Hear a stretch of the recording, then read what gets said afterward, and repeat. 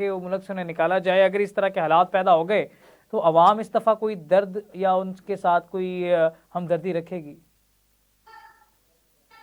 किससे सवाल किया? मेरे से? ये असद काजी साहब से सवाल है। जी।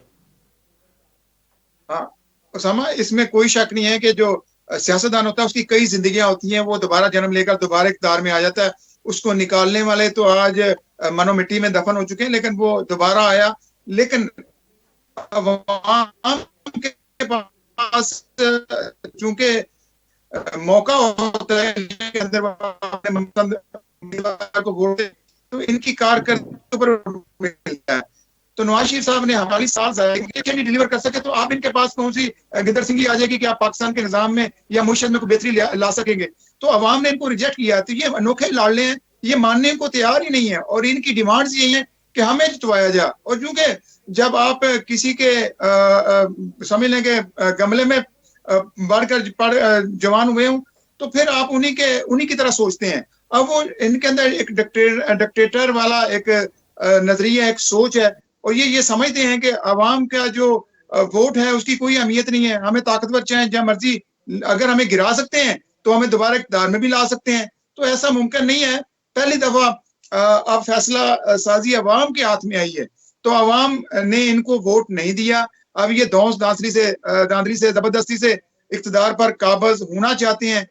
जिसका रिएक्शन तो आएगा, इसमें कोई शक नहीं है कि एहतजाज भी शुरू हो गए हैं, और लोग इसी इंतजार में थे कि अगर तो ये इलेक्शन का रिजल्ट बदलते हैं तो हम भरपूर एहतजाज करेंगे। लेकिन अभी तक आजाद उम्मीदवार जिनको पीटीआई की सपोर्ट हासिल थी, हमायत हासिल थी, वही जीते ना। तो आप उसको पीटीआई कंसीडर करें।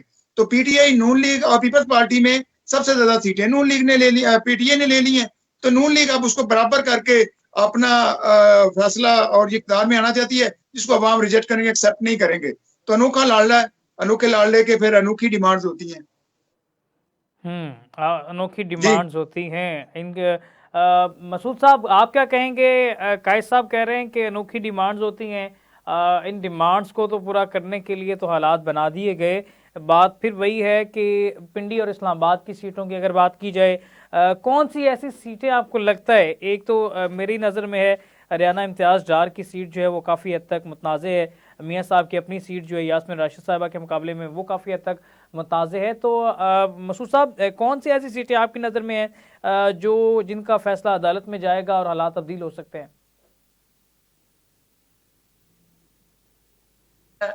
NA 55 वो लाजमी जाएगा। उन्होंने 256 जो नशिस्तें हैं, राजा बशारत साहब जो है वो हारते हुए नजर आ रहे हैं। उनके पास जो तमाम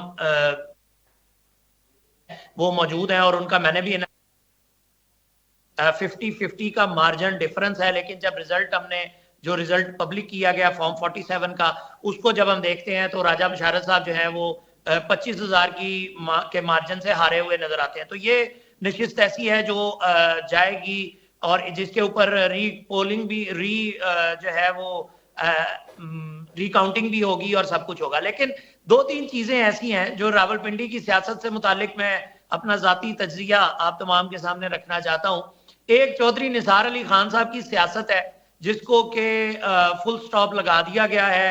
वो कोई भी नशिस्त जीतने में नाकाम रहे हैं, और दूसरे तीसरे नंबर पर भी वो नजर नहीं आए, वो अक्सर जगह पर चौथे नंबर पर आए। गुलाम सरवर खान आईपीपी के साथ जो इल्हाक, और आईपीपी के साथ आईपीपी के जरिए से नून लीग के साथ इल्हाक है, वो भी वहां से उस नशिस्त से भी दोनों आजाद उम्मीदवार जो है वो जीते हुए नजर आ रहे हैं। दोनों आजाद उम्मीदवार के दरमियान मुकाबला है, पार्टियां जो है वो वहां से नजर नहीं आ रही।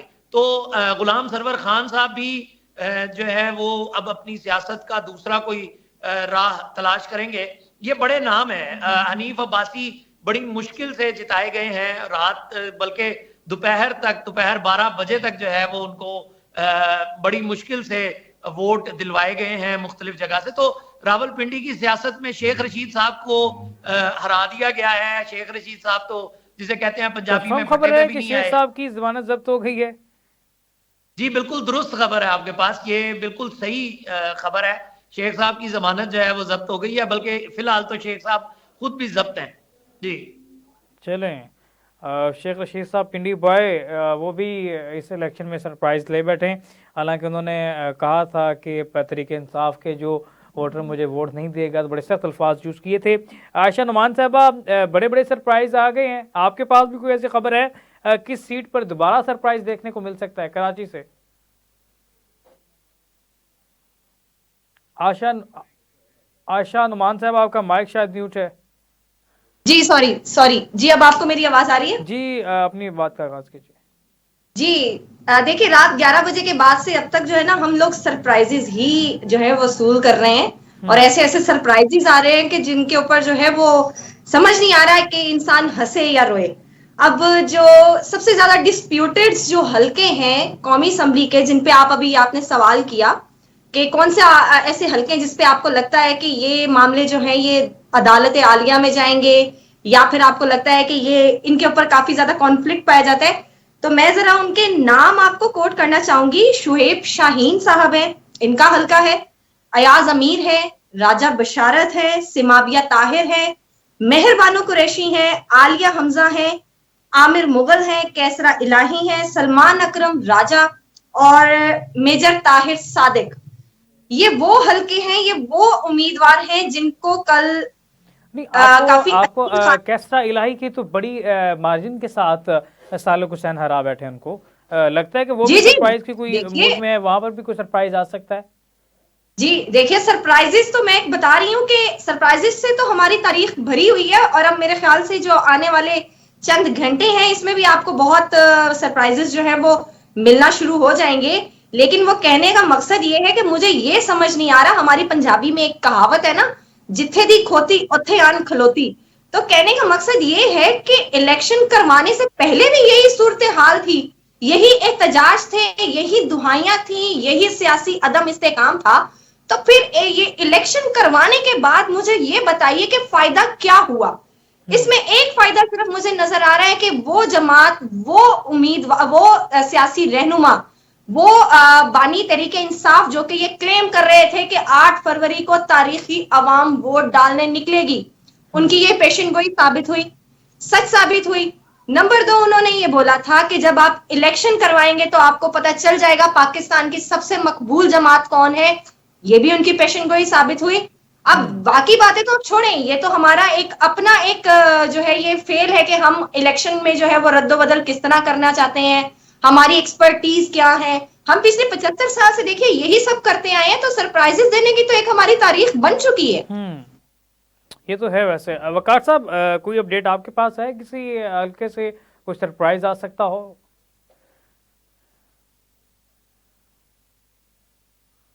वकार साहब इस से कोशिश में है कि मजीद जी अभी तो वो इस कोशिश में है कि जी, आप मुझे सुन पा रहे हैं? जी जी, अभी तो वो इस कोशिश में है उसामा भाई के किसी तरह से मजीद जो सीट्स हैं वो कैप्चर की जा सके, ताकि जो प्लान्ड उनकी विक्ट्री स्पीच है वो अमल में लाई जा सके। तो विक्ट्री स्पीच करने के लिए भी तो आपको सीट्स चाहिए होती है ना। आप 50 सीट्स पे तो नहीं विक्ट्री स्पीच करते। और आप मियां साहब को देखें तो वो इलेक्शन वाले दिन ही बहुत अंडर कॉन्फिडेंट थे, और उन्हें समझ आ रही थी कि उनके साथ हाथ हो सकता है। और जिस तरह से देखें कि 50 सीट्स हैं, और एक तरफ से वो दावा करते हैं कि हम सिंगल लार्जेस्ट पार्टी हैं जिसने कॉन्कर किया इलेक्शन, जबकि अगर हम देखें सरप्राइज आने की बात, तो सरप्राइज वाले मामलात मुझे नहीं लगते। अभी तो वो एस्टेब्लिशमेंट या जो मुक्तदरा है वो ये चाहेगी ताकि जो मुस्लिम लीग नवाज है उसकी जो सीट्स हैं वो किसी तरह बढ़ाई जा सके, ताकि अगर उसको कोई गवर्नमेंट देनी भी है या उसके पास इंडिपेंडेंट लेकर भी आने हैं तो फिर कोई मतलब कोई फेस सेविंग तो हो सके मियां साहब की। अभी तो बहुत वर्स्ट सिनेरियो है उनके लिए। पीटीआई भी एहतजाज कर रही है, और मियां साहब भी जो है वो बहुत अंडर कॉन्फिडेंट इलेक्शन वाले दिन ही थे, और जो उनके साथ हाथ हुआ है कि अब 5 बज चुके हैं, 50% रिजल्ट आ गए हैं, और वो अभी भी इंडिपेंडेंट्स जो पीटीआई के इंडिपेंडेंट्स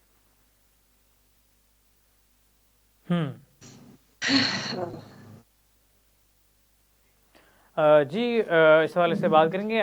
मसूद चौधरी साहब, आपने गुफ्तगू की सुनी है, वकार साहब ने इस हवाले से गुफ्तगू की है, क्या समझते हैं यहाँ पर अब अगला लाए अमल क्या है? सारे मामलात को भी हम देख रहे हैं, इस वक्त की सिचुएशन है, तमाम पार्टी लीडरान जो हैं वो मुतर्रिक हैं इस हवाले से। मौलाना फजलुर रहमान सदर पाकिस्तान की ख्वाहिश रखते थे, लेकिन वो भी ख्वाब शर्मिंदा तबीर ना हुआ। रात को अपनी सीट जो है अली अमीन गंडापुर से भी हार गए हैं। मौलाना साहब किस तरफ जाएंगे? और दूसरा, दानियल अजीज के बारे में भी खबर आ रही है।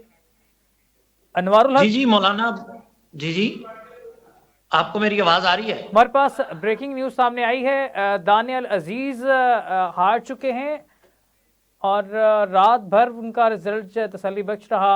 अभी वो इलेक्शन दानियल अजीज हार चुके हैं। और अनवारुल हक की बात कर रहे हैं। अनवारुल हक इस वक्त इलेक्शन कंटेस्ट कर चुके हैं, इंडिपेंडेंट उम्मीदवार हैं, पीएमएलएन के उम्मीदवार हैं। अनवारुल हक पीएमएलएन के उम्मीदवार कामयाब ठहरे हैं, जबकि दानियल अजीज जो रात तक भारी मार्जिन के साथ आगे थे अब इलेक्शन हार चुके हैं। मसूद चौधरी साहब, ये भी हो गया, मजीद भी ये पता नहीं क्या क्या देखना पड़ेगा। तो मौलाना साहब की क्या सिचुएशन है? मौलाना साहब की ख्वाहिशें और मौलाना साहब के वो ख्वाब किधर गए सारे? बलूचिस्तान की नशिस्त जीते हुए नजर आए हैं और मौलाना साहब जो है वो हुकूमत में बड़ा अहम किरदार अदा करते नजर आएंगे हमें, हमेशा की तरह। इस्लामाबाद के अंदर वो बड़ा एक्टिव रहे हैं हमेशा, और अभी भी वो आने वाले वक्त में भी जो है वो हमें ताकत में जरूर नजर आएंगे। और जब जहां तक दीगर पॉलिटिकल पार्टीज की बात है, इंतहाई सरप्राइजिंगली मेंगल साहब जो है, अख्तर मेंगल, वो भी अपनी नशिस्त जीत गए हैं और बलूचिस्तान नेशनल पार्टी भी एक नशिस्त जीतने में कामयाब रही है। उनके भी उम्मीदवार नजर आएंगे हमें असेंबली के अंदर। और सबसे सरप्राइजिंगली नेशनल पार्टी, जो कि महारंग बलोच का धरना, आपको याद हो बलूचिस्तान से आई हुई महारंग बलोच ने मिसिंग पर्संस का धरना दिया था, उनकी जो बैकिंग थी उसमें एक नेशनल पार्टी भी थी। और नेशनल पार्टी जो है वो इंतखाबात जीत गई है, उसमें कुछ नशिस्तें वो जीतेंगे और वो जीतते हुए नजर आ रहे हैं, और वो इस्लामाबाद में भी नजर आएंगे और बलूचिस्तान असेंबली में भी नजर आएंगे। जी इस वक्त एक और ब्रेकिंग न्यूज़ हमारे पास सामने आई है। साद हुसैन रिजवी साहब ने भी इस वक्त बयान जारी कर दिया है। अमीर तरीक़े लबैक पाकिस्तान, उनका ये कहना है ये वोट एक नज़रिए का है, बिकाऊ माल हरगिज़ नहीं है, अगर हक ना दिया गया तो छीन कर लेंगे। इसके हवाले से उनका कहना है कि तरीक़े लबैक पाकिस्तान के हक पर डाका मारने की कोशिश की जा रही है और वोट एक नज़रिया है, ये बिकाऊ गैर मामूली काम नहीं है। और इस हवाले से उन्होंने कहा है कि वाज़ेह तौर पर ऑफिशियली बयान भी जारी कर दिया गया है। उनका कहना है कि तमाम पाकिस्तान से कारकुनान मरकज़ पहुँचें और मरकज़ पहुँचने के बाद अगले लाए अमल का ऐलान किया जाएगा। शुबा ये ज़ाहिर किया जाता है कि इस वक्त धरने की जानिब जाएंगे, एहतजाज जो है वो नहीं सामने आ सकता। मसूद चौधरी साहब, क्या समझते हैं, धरना दिया जाएगा, किस जगह मुतवक्की है और क्या लाएमल हो सकता है तहरीक लबैक का? तहरीक लबैक पाकिस्तान की मशहूरी जो है वो तो धरनों के हवाले से ही है। और माजी में भी जो पेट्रोल की मसनूआत, पेट्रोलियम मसनूआत की कीमतों में जब इजाफा किया गया तो उसके ऊपर भी 30 रोजा, तकरीबन 28 रोज जो है वो एक लॉन्ग मार्च किया गया कराची से, और फिर वो आके यहाँ पर इस्लामाबाद के नजदीक ही जेलम के नजदीक जो है वो उसने वो इख्तिताम पजीर हुआ। तो तहरीक लबैक पाकिस्तान का जो बयानिया है, जो उनके बयानात हैं, वो तो सबके सामने है। जबकि पीटीआई जो है वो इंतहाई जबरदस्त अंदाज में कैंपेन करने का इरादा भी रखती है, उसमें एहतजाज भी शामिल है, उसमें तमाम ऑप्शंस उनके पास खुले भी हुए हैं। अगर नंबर्स में देखें, तमाम पॉलिटिकल पार्टीज ने इंतहाई सब्र के साथ इलेक्शन तक का वक्त दिया है मुक्तदरा को, और इलेक्शन होने दिए गए हैं। जाहिर है हर पॉलिटिकल पार्टी, हर पाकिस्तानी को ये उम्मीद होती है कि इलेक्शन होंगे तो शायद कोई चीजें तब्दील होंगी।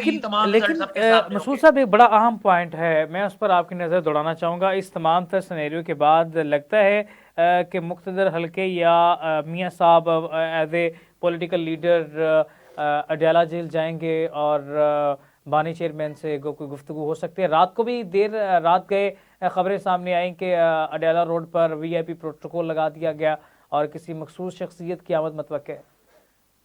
सबसे पहला सवाल तो ये है कि क्या इमरान खान मुलाकात करना चाहेंगे, बानी चेयरमैन मुलाकात करना चाहेंगे?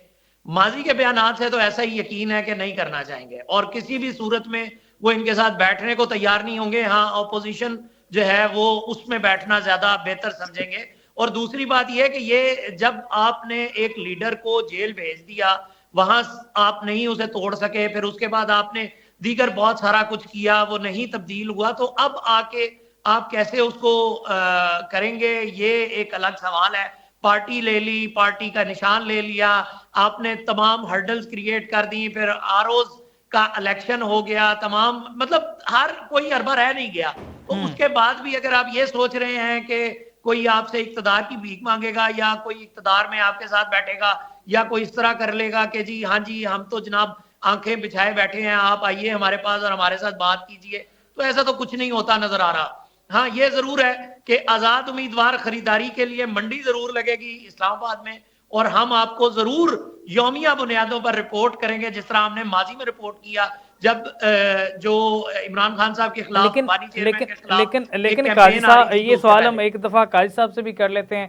काजी साहब हमें ज्वाइन कर चुके हैं। काजी साहब, आज़ाद उम्मीदवार मसूद साहब कहते हैं कि उनकी एक बहुत बड़ी मंडी लगेगी, छंगा मांगा जैसी एक तारीख दोबारा दोहराई जाएगी, और जिस तरह से रजीम चेंज का नाम दिया जाता है तहरीक इंसाफ की जानिब से, उससे पहले भी आज़ाद उम्मीदवारों की बड़ी बड़ी बोलियां लगने की खबरें सामने आई।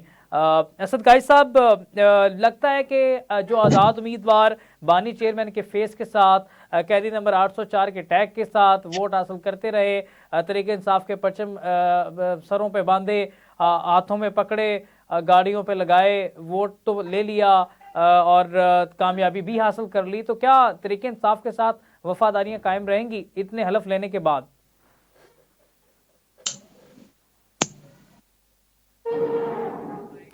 काजी साहब, माइक अनम्यूट कीजिएगा।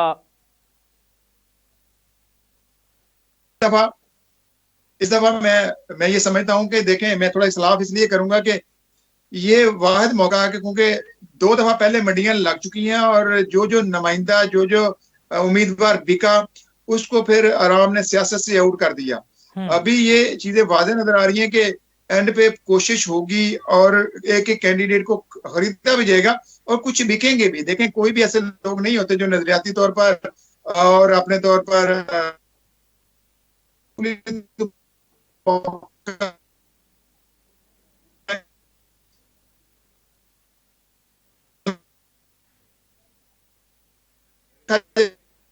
काजी साहब से दोबारा रब्ते की कोशिश करते हैं। यहाँ बात कर लेते हैं आयशा नुमान साहबा से। आयशा साहबा, आपको क्या लगता है जो आज़ाद उम्मीदवार हैं वो अपनी वफादारियां क्या तब्दील करेंगे इतने हलफ लेने के बाद? देखिए, ये छांगा मांगा की मंडी और ये जिस तरह से ये हॉर्स ट्रेडिंग हमेशा से होती रही है, पिछली दफा जो है जिस तरह से जो जरदारी साहब हैं उन्होंने जिस तरह से जो है ये पूरा डील किया था मामले को, और जिस तरह से खरीदारी की गई और उम्मीदवारों को खरीदा गया, ये तो पाकिस्तान की तारीख जो है इससे भरी हुई है। कुछ उम्मीदवार हैं, उम्मीद है कि भर भी जाएंगे, लेकिन मुझे ऐसा लगता है कि इस दफा जो है ये उम्मीदवारों के लिए बिकना जो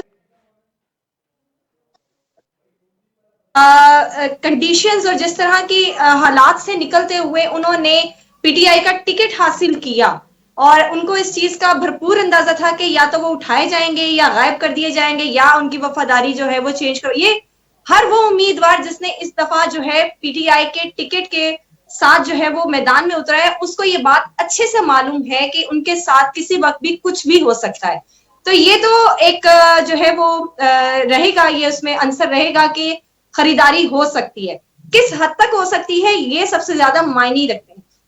लेकिन अगर ऐसा कुछ होता है तो यकीन मानिए माजी से हमें बहुत अच्छा सबक हासिल होगा।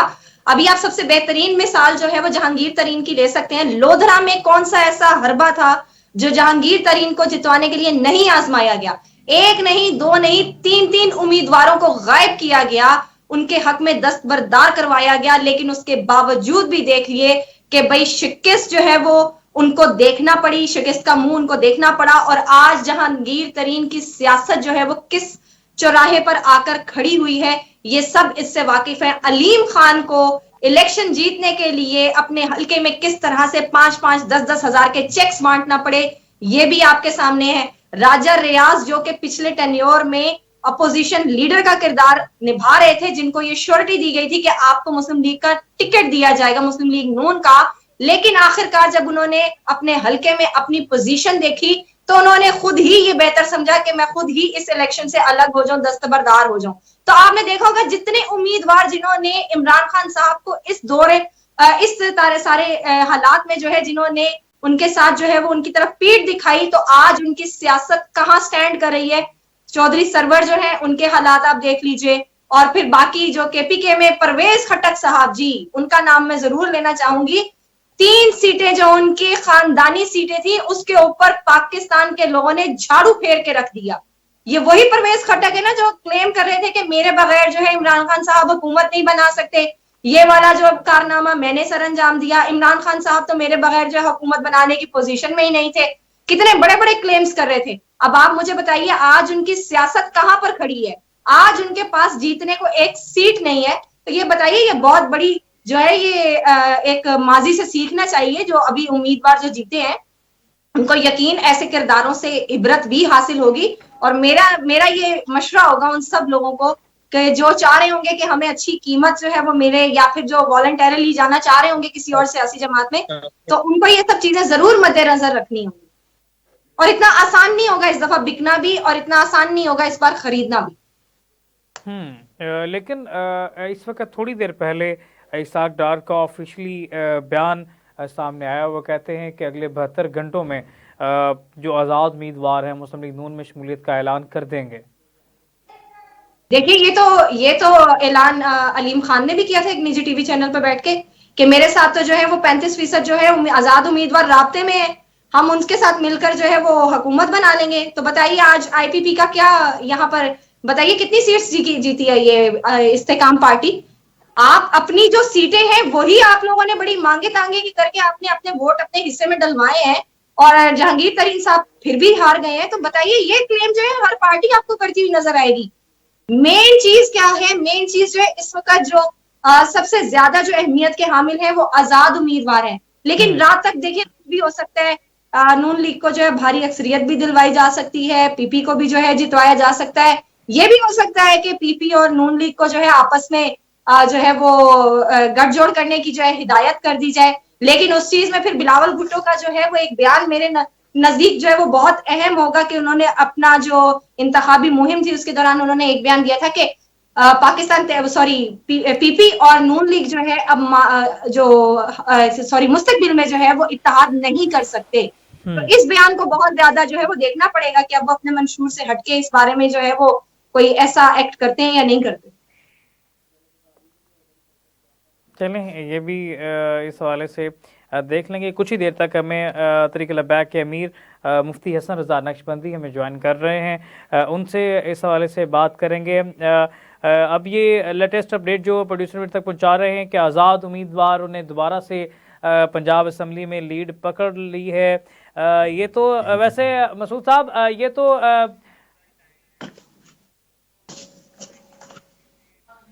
269 में से टोटल हमारे पास 113 मुस्लिम लीग नून इस वक्त सीटें हासिल कर चुकी है, और 115 सीटें जो इस वक्त हैं वो आज़ाद उम्मीदवार हासिल कर सके हैं। ठीक है, ये गैर हतमी गैर सरकारी हैं या मुकम्मल तौर पे गैर हतमी गैर सरकारी अभी तक आ रहे हैं। अभी इलेक्शन को 24 घंटे कंप्लीट हो गए हैं इस वक्त तक जिस वक्त हम बात कर रहे हैं इलेक्शन ख़त्म हुए 24 घंटे कंप्लीट हो गए हैं। 5 बजे पोलिंग का सिलसिला ख़त्म हुआ था, अब दूसरे दिन के 5 बज चुके हैं। 24 घंटे गुजरने के बाद गैर हतमी गैर सरकारी आधे अधूरे रिजल्ट हम रिसीव कर रहे हैं। बात फिर वही है, उसी जगह खड़े हैं। वकार असलम साहब की जाने में आऊँगा। वकार साहब, जिस तरह से हम बात कर रहे हैं मुसलसल आज़ाद उम्मीदवार वो उनका जो उनकी वफ़ाएँ हैं, उनके वादे हैं, कुरान पर भी हलफ दिए गए और कस्में भी खाई गई हैं, उसके बाद क्या ज़मीर का सौदा हो जाएगा? जी देखिए, जो आज़ाद उम्मीदवार है उन्होंने पूरी वफादारी शो की है। मतलब इस दफा ना कि पीटीआई की भी मजबूरी बन थी। पहले जिस तरह की मंडियां लगी हैं सिंध हाउस में और जब अदम एतमाद आया था वो कि उनको इस्तेमाल नहीं करना पड़ा और नेचुरली ये सारा कुछ हो गया। लेकिन जब वो बिक गए तो उसके बाद से पीटीआई बड़ी मोहतात नजर आई। अब सवाल ये है कि इंडिपेंडेंट भी जो है वो सारे पीटीआई के नहीं है, उनमें से तकरीबन जो 30% है वो मतलब बिल्कुल ही आजाद हैसियत से लड़े हैं। तो अगर 113 मुस्लिम लीग नून इस वक्त पंजाब में हासिल कर चुकी है सीट्स, तो आगे उनके लिए हुकूमत बनाना मेरा नहीं ख्याल कोई बड़ा मसला रह गया पंजाब के अंदर। और आजाद उम्मीदवारों को ये कभी नहीं देखने में आया, मतलब आप इवन निकाह भी करते हैं ना तब भी आप कोई कुरान पे हाथ रख के कस्में वादे नहीं करते। लेकिन पीटीआई इस दफा ना काफी डिफेंसिव नजर आई है, और क्योंकि वो डसे हुए हैं बुरी तरह उन लोगों से जो वफादारियां तब्दील कर गए थे, तो इस दफा उन्होंने ये किया है। और पीटीआई का जो मैं देख रहा हूँ स्कोप, मुझे नहीं लगता कि पीटीआई के बहुत मुश्किल होगा इस दफा कि पीटीआई के लोग जो हैं जो आजाद हैसियत में लड़े हैं, पीटीआई की हिमायत से जीते हैं, वो मूव कर जाएं दूसरी पार्टीज में। ये बड़ा मुश्किल होगा, इसलिए अभी मैनेज किया जा रहा है। और 72 घंटों का फिगर जो है वो बड़ा मानी हेज है, यानी कि इसहाक डार साहब बता रहे हैं कि अभी मजीद मैनेज किया जाना है इलेक्शन को, तभी मतलब वो स्पीच हो सकेगी। हो सकता है कि जो 5:30 बजे का टाइम दिया स्पीच का वो भी आगे चला जाए और उसको मजीद मैनिपुलेट किया जाए, मैन्यूवर किया जाए अपने तरीके से, और शायद मुस्लिम लीग नून और पीपल्स पार्टी के जो दूरी है, जो चपकलिश है, उसको खत्म कराने की कोशिश अब की जाए। हाँ, ये भी हो सकता है। असद गाजी साहब, आप क्या समझते हैं जो जिन आज़ाद उम्मीदवारों ने तरीके इंसाफ के परचम लहराए और चेयरमैन इमरान खान के नाम पर वोट हासिल किया, उसके बाद अब कुरान पर हलफ लेने की वीडियोस भी जारी की गई, उसके बाद भी वोट जो है अपनी जगह जो सीट है वो सेल कर दी जाएगी, आगे बेच दी जाएगी, ज़मीर का सौदा कर दिया जाएगा? नहीं उसामा, ये चीजें तो वाज़ेह नजर आ रही है ना आपको कि जिस तरह जो लौटे थे इनके साथ जो अवाम ने हल्के में जो सलूक किया था, तो अब जिन लोगों ने इनको वोट किए हैं मुझे बताएं वो इनको छोड़ेंगे? ये जब भी हल्के में जाएंगे लोग इनके खिलाफ एहतजाज करेंगे, इनके घरों के बाहर धरना दे देंगे।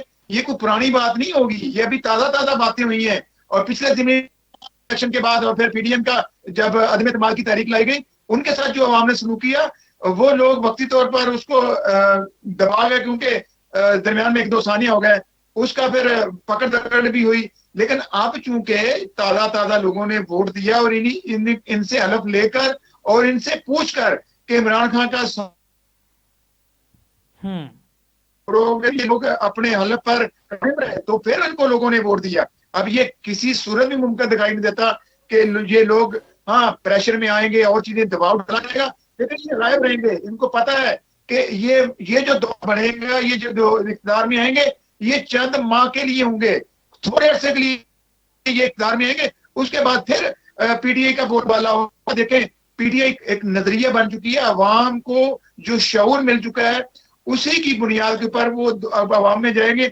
और यही अब नारा लेकर आएंगे कि भाई अब हम निजाम बदलेंगे। ये जो लोटाक्रेसी है, ये जो हाउस ट्रेडिंग है, ये जो उम्मीदवारों को पकड़ लिया जाता है, उनसे वोट ले लिया जाता है। इत्तेफाक करूंगा, इस इलेक्शन में जिन्होंने अपने वादे तब्दील किए, वफाएं तब्दील की, लोटा जिनके हवाले से लोटे लफ्ज़ इस्तेमाल किया जाता है, उनको अवाम ने कोई अच्छा रिस्पॉन्स नहीं दिया, उनके कोई तसल्ली बख्श रिजल्ट सामने नहीं आए।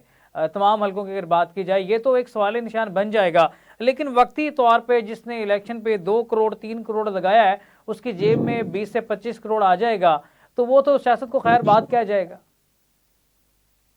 हाँ, मैं वही कह रहा हूँ ना कि वो उसके पास वन टाइम के लिए अपॉर्चुनिटी होगी, और जिन लोगों ने अपना वोट बेचा इससे पहले भी, उन्हें फिर दोबारा सियासत में या सियासत करने का मौका अवाम ने नहीं दिया, ना आगे देंगे। तो ये आप बिल्कुल आप चीज को इग्नोर नहीं कर सकते कि जो सरमाएदार। अच्छा, एक चीज मैं वादा कर दूं, हमारे एक बात कही जाती है, जो दौलत के भूखे होते हैं वो नजरियाती नहीं होते, और जो मफादात के मतलब जिनको अपना इक़्तिदार से लालच होता है वो दौलत के लिए बिक भी जाते हैं। तो एक आधा बिक भी गया तो उससे पीटीआई की सेहत पर कोई फर्क नहीं पड़ेगा, क्योंकि पीटीआई ने अपोजिशन ही करनी है और उसमें अपोजिशन अच्छी तरीके से आती है।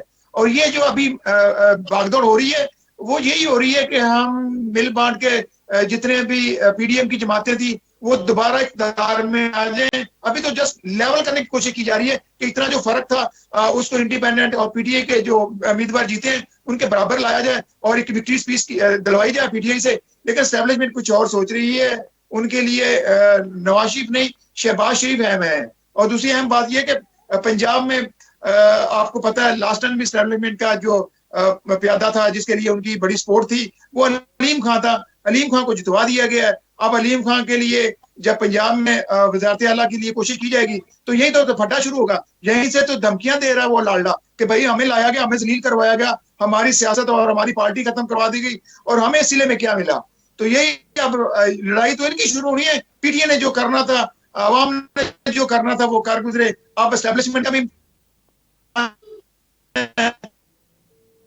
पीडीएम का भी इम्तिहान है, पार्टी और नून लीग का भी इम्तिहान है। जी उसामा। ठीक है, ये एक तो सवाली निशान बिल्कुल है। मसूद साहब, यहाँ पे हम तो ब्रेक की तरफ चलते हैं। यहाँ पे हमें यहाँ पे छोटी सी ब्रेक लेनी है। ब्रेक के बाद दोबारा हाजिर होते हैं। तरीक़ लब्बैक अमीर मुफ्ती हसन रज़ा नक्शबंदी ब्रेक के बाद हमारे साथ मौजूद होंगे और हमारे तज्ज़ियाकार भी उनसे सवाल करेंगे, मजमूई तौर पे इलेक्शन के हवाले से अपना मौक़िफ़ पेश करेंगे। लेते हैं छोटे से ब्रेक और ब्रेक के बाद दोबारा हाजिर होते हैं।